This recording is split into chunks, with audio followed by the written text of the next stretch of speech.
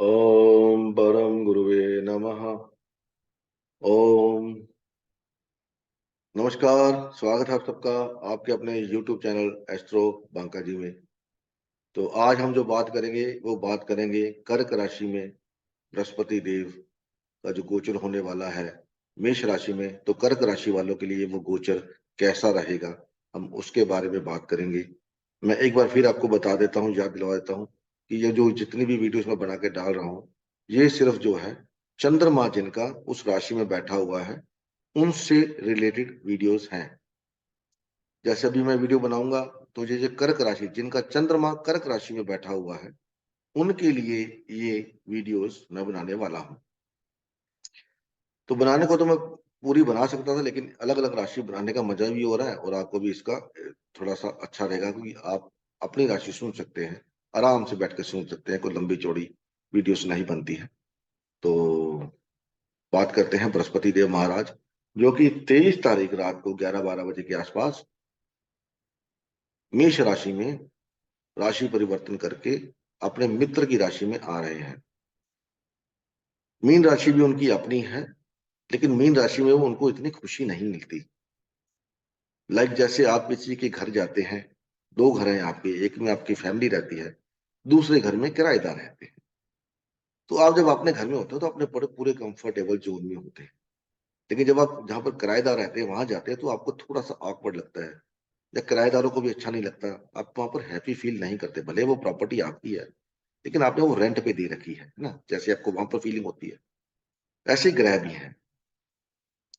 तो सबसे बड़ी बात, जो पहली बात जो है ये मैं अपनी वीडियोस में बताता हूँ कि अगर आपका जुपिटर बृहस्पति महाराज पहले से ही कर्क राशि में चंद्रमा के साथ बैठे हुए हैं, तो ये जो 1 साल का गोचर है इसमें आपको बहुत ज्यादा सावधान रहने की जरूरत है। क्योंकि 10वां घर क्या है, भले राशि उनके मित्र की है, लेकिन 10वें घर में जो काल पुरुष की कुंडली है, 10वें घर में जुपिटर गुरुदेव महाराज बृहस्पति देव नीच के हो जाते हैं। शनि का घर है, क्योंकि शनि जो होता है ना, वो शनि हमेशा अपने लिए अपने फायदे का सोचता है, उसको किसी से कोई मतलब नहीं। लेकिन जुपिटर जो बृहस्पति देव है वो सबके बारे में सोचते हैं, अपने बारे में बाद में सोचते हैं। शनि देव अपने बारे में पहले सोचते हैं, दूसरों के बारे में बारे में बाद में। बृहस्पति देव अपने बारे में बाद में सोचते हैं, दूसरों के बारे में पहले सोचते हैं। तो फिर जब आप किसी ऐसे घर में जाओ जहां पर आपको पता लगे कि ये आदमी बिल्कुल नहायत ही घटिया सेल्फिश है ना, तो आप वहां पर क्या करोगे? आप वहां पर कंफर्टेबल महसूस नहीं करोगे। आपकी जितनी मर्जी आवभगत कर लो, कुछ ना कुछ कमी रह जाएगी। या अगर वो आपकी आवभगत कर रहे हैं तो इसलिए कि शायद आप उनको ब्लेसिंग दे दो, कुछ ना कुछ खजाना या कोई आशीर्वाद ही दे दो, उस वजह से भी हो सकती है। तो ये ऐसे है। तो इसमें आपको क्या है कि ज्यादा अच्छा ये गोचर नहीं है। अगर आपका पहले से ही बृहस्पति देव महाराज चंद्रमा के साथ कर्क राशि में अंदर बैठे हुए हैं, हैप्पीनेस नहीं मिलने वाली है आपको। कोई ना कोई रोग बीमारी हो सकती है। लोग बोल देते हैं गज केसरी योग है, लेकिन गज केसरी योग बहुत अच्छा योग नहीं है। मैं फिर बता रहा हूँ, ये योग सिर्फ स्पिरिचुअलिटी के लिए है, हायर नॉलेज के लिए है, आपको ज्ञान देने के लिए है, ताकि आप जो मोक्ष के रास्ते में या जिसके लिए आप दुनिया में आए हैं उस रास्ते पे आगे बढ़ सके। अगर आप सोचे कि ये आपको मटेरियलिस्टिक चीजें दे देगा, तो बिल्कुल नहीं देने वाला। क्योंकि लोग बोलते हैं पैसे का कारक बृहस्पति है, ठीक है ना। बृहस्पति पैसे का कारक बिल्कुल भी नहीं है मेरी नजर। क्योंकि आप अगर देखें, अगर आपने पुराण ग्रंथ पढ़े हैं या कहानियां सुनी हैं, तो आपको हमेशा यही सुनने को मिलेगा, एक गरीब ब्राह्मण रहता था गांव के बाहर, एक गरीब पंडित जी रहते थे। आज भी अगर आप मंदिरों में जाते हो, जो नॉर्मल मंदिर है, जो बड़े बड़े मंदिर हैं, उनकी बात मैं नहीं कर रहा क्योंकि वो जुपिटर नहीं है, तो जो मंदिर में जाते हैं, जो कर्म कांड करते हैं, अब देखिए उनकी हालत क्या है, आपको पता लग जाएगा। वो आजकल का दौर मैं छोड़ देता हूँ, क्योंकि आजकल का दौर थोड़ा और है, राहु का युग है। आप 70-80 साल पीछे चले जाइए, तो पंडित जी क्या कर आपके घर पे आते थे, ब्लेसिंग उन्होंने कभी आपसे आके मांगा कि मेरे को ये चीज दे दो? आप अपनी खुशी से जो दे दो वो खुशी खुशी लेके चले जाते थे। कभी भी उन्होंने आपको उनके माथे के ऊपर बल नजर नहीं आएंगे। वो थे जुपिटर बृहस्पति। तो पैसे से लेना देना इनका बिल्कुल नहीं है। ऊपर से गज केसरी योग को बोला जाता है जब भी चंद्रमा या जुपिटर या बृहस्पति देव चंद्रमा से चौथे सातवें दसवें में हो तो भी बृहस्पति, तो भी ये गज केसरी योग बन जाता है, लेकिन ये इतना अच्छा नहीं है। स्पिरिचुअलिटी के लिए बहुत अच्छा है, हायर नॉलेज के लिए बहुत अच्छा है। ठीक है, तो ये था। अगर आपका बृहस्पति देव महाराज कैंसर साइन में बैठे हैं तो पहली इंडिकेशन ये आपके लिए अच्छा साल नहीं है। लेकिन इसमें क्या है कि शनि देव आठवें घर से आपके प्रोफेशन को देखेंगे तो आपके प्रोफेशन में ट्रांसफॉर्मेशन आ सकते हैं। कोई भी नया काम करने से पहले आपको कम से कम 10 बार सोच लेना है कि मैं ये काम करूं मैं ये काम ना करूं। हो सकता है आप अपने पैसे इन्वेस्ट कर दो और बाद में पता लगा कि आपको नुकसान हो गया। आपने जो मशीनरी मंगाई, जो सामान मंगाया, वो किसी काम का नहीं रहा। ठीक है, तो ये गोचर वैसे भी अगर आपका चंद्रमा अकेला बैठा हुआ है कर्क राशि में, तब भी ये गोचर आपके लिए अच्छा नहीं है, क्योंकि अगेन एक बार फिर ये गज केसरी योग बना रहा है। आपकी नॉलेज के लिए अच्छा है, स्पिरिचुअलिटी के लिए अच्छा है। यहाँ पर आपके 10वें घर में भ्रमण करेंगे और ये बिल्कुल ही अच्छा गोचर मैंने आपको बोला नहीं है। आपको सपनों की दुनिया में नहीं रहना, वहां से बाहर निकलना है। ये नहीं सोचना कि आपने सब बात सोच ली, मैं ये काम करूंगा तो मेरे को इतने पैसे बचेंगे, मैं ये इन्वेस्ट करूंगा, तो बिल्कुल नहीं करना।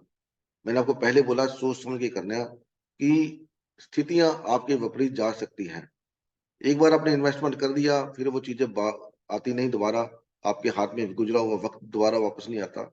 बाधाएं बढ़ जाएंगी, आपकी उन्नति रुक सकती है। सुनहरे दिन जो जो अच्छे दिन थे, जो पहले इसके पहले थे, वो जा सकते हैं। नुकसान हो सकता है। आपकी जो प्रतिष्ठा है उसको नुकसान हो सकता है। कोई ना कोई दोष लग सकता है अगर आप जॉब पे काम करते हैं। अगर आपके बॉस या कोई आपके ऊपर विश्वास करते हैं तो आपका वो विश्वास टूट सकता है। आप अगर एक अच्छे अच्छे ओहदे पर हैं तो आपका वो ओहदा भी आपसे छीन सकता है। आपकी संतानों का स्वास्थ्य आपके लिए ज्यादा अच्छा नहीं रहेगा, क्योंकि यहाँ पर जुपिटर देव क्या है कि छठे घर के मालिक बन गए हैं। और जुपिटर जो को पुत्र का कारक भी माना जाता है, तो छठे घर का लॉर्ड होके वो 10वें में बैठा है। तो संतान को वैसे भी वो 5वें घर से छठा घर है, तो संतान को स्वास्थ्य में दिक्कत हो सकती है। आपको पेट से रिलेटेड, लीवर से रिलेटेड दिक्कत हो सकती है। ठीक है ना, परेशानियां कम नहीं होंगी। सिर्फ ये आपको इतना करना है कि आपको यहाँ पर बच के रहना है। कोई आपके बारे में बोलता है उसको बोलने दीजिए, कोई बात नहीं, आप वेट करिए। ठीक है, कोई बात नहीं, जो करेगा सो भरेगा। इस बात के ऊपर आपको गांठ बांध देनी है कि जो करेगा सो भरेगा। मेरे को अपना काम ईमानदारी से करना है, किसी से फालतू बहस नहीं करनी, कोई हमको रिश्वत वाला काम या उल्टा सीधा काम नहीं करना। अगर आप कहते हैं तो आपका पैसा जा सकता है, आपकी इज्जत जा सकती है, आपको बदनामी मिल सकती है। यहाँ पर किसी की भी आप नेकी करने की कोशिश मत करें, किसी की मदद करने की कोशिश मत करें। हाँ, आपको लगता है कि ये आदमी मदद के लायक है, तब आप कर सकते हैं। लेकिन अब उसको अवॉइड करें, नहीं तो बदले में आपको बदनामी ही मिलेगी। हो सकता है आप मदद करने जाए, उसका काम और बिगड़ जाए, तो वो ब्लेम भी उल्टा आपके ऊपर आ जाए। ठीक है, तो वैसे भी अगर मैं आपको बताऊं, अगर आपका जुपिटर महाराज, बृहस्पति देव महाराज कर्क साइन के अंदर बैठे हुए हैं, तो ये लोग वैसे ही साधु संतों के चक्करों में पड़े रहते हैं। ठीक है ना, घर में कहीं ना कहीं गंदक पड़ी होती है, या कोई बड़ी बदबू सी स्मेल सी, अच्छी अजीब सी स्मेल सी आती रहती है। जब तक ये पिता पुत्र एक घर में रहेंगे तो उनकी लाइफ में तरक्की नहीं होती, तो पिता या पुत्र को अलग होना पड़ता है एक दूसरे से, तब जाके तरक्की होती है। और जो फादर इनको मनी देते हैं, जिनका बृहस्पति देव पहले से ही 4 नंबर राशि में है, तो वो राशि ना इनके काम नहीं आती। वो पैसा कहीं ना कहीं चला जाता है, वेस्ट चला जाता है। और इनका हैबिट क्या होता है, ज्ञान, इनको बहुत ज्यादा नॉलेज होती है, लेकिन इनकम उतनी ही कम होती है। मैंने आपको बोला ना, बृहस्पति देख लीजिए, इनकम उतनी ही कम होती है, जिस वजह से इनको परेशानियां होती हैं बेचारों को। तो अभी इनका चार्ट देख लेते हैं, चार्ट में क्या बोला है। ये अपने चार्ट में देखते हैं, चार्ट के अंदर क्या निकल के आ रहा है। तो चार्ट में अगर आप देखें, बृहस्पति देव महाराज 10वें घर में, यहाँ पर आपका चंद्रमा है यहाँ पर, और बृहस्पति देव 10वें घर में है, तो जो बिल्कुल अच्छा गोचर नहीं है। राहु का गोचर वैसे ही हो रहा है।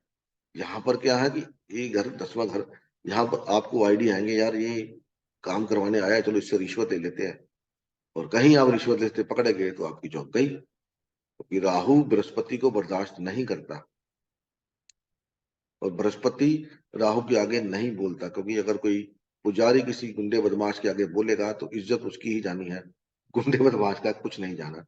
तो यहाँ पर आपको इस बात को लेकर के आगे चलना है, क्योंकि यहाँ पर क्या है कि आपका जो डेली मरा के इनकम का जो लॉर्ड है शनि देव महाराज, वो यहाँ चले गए हैं 8वें घर में, और यहाँ से वो इसको देख रहे हैं आपकी इस राशि को, 1 नंबर की राशि को।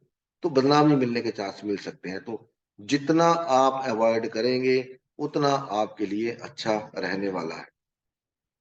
ठीक है। यहाँ पर बाकी जब दूसरे ग्रह भी जब गोचर करते करते यहाँ आगे पीछे आएंगे तो वो भी दिक्कत क्रिएट कर सकते हैं। कम से कम आपको जब तक राहु देव महाराज यहां से यहां नहीं आ जाते, तब तक आपको थोड़ा सा सावधान रहना पड़ेगा। 6 या 7 महीने राहु यहाँ पर वो रहेगा, क्योंकि अभी जुपिटर राहु की तरफ बढ़ेगा और राहु जुपिटर की तरफ बढ़ेगा, तो ये समय आपके लिए बहुत ज्यादा समझ लीजिए कि ध्यान देने वाला है, फंस ना जाए कहीं आप। ठीक है। तो ये था कर्क राशि वालों के लिए बृहस्पति देव का गोचर मेष राशि में।